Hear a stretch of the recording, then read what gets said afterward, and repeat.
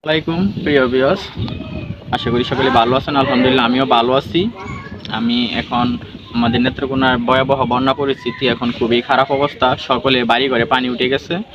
এখন আমার এখানে দাঁড়িয়ে আছি আমাদের পুকুর পাড়ে। এখন এই দিকটা দেখেন, এটা পুরোটা ফসলের জমি ছিল। ওই দিক থেকে আমার একটু ঘুরাও তো।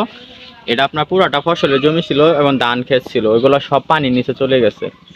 কৃষক কৃষক এত কষ্ট করে আসলে ফসল ফলায়, দেখেন এখানকার পরিস্থিতি। আর আমার এখানে পুকুরের পরিবেশটা দেখেন, এখানে কালকে ওখানে প্রায় পানি অনেকটাই কম ছিল, আজকে দেখেন অনেক পানি হয়ে গেছে, খুবই খারাপ অবস্থা। আর ওইদিকে আমাদের জমি ছিল, জমি সব পানির নিচে চলে গেছে। সবাই দোয়া করবেন যাতে দ্রুত গতিতে পানিটা কমে যায়। খুব খারাপ অবস্থার মধ্যে আছে এখন, বর্তমান পরিস্থিতি খুবই খারাপ। এখনও দিন ভালো হয়নি, বৃষ্টি এখনও বৃষ্টি না থাকলেও এখন দিনের আবহাওয়া খুবই খারাপ অবস্থা।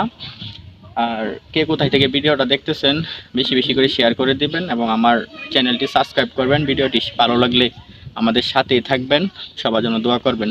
আজকে এই পর্যন্তই, আমাদের সাথেই থাকবেন। ধন্যবাদ।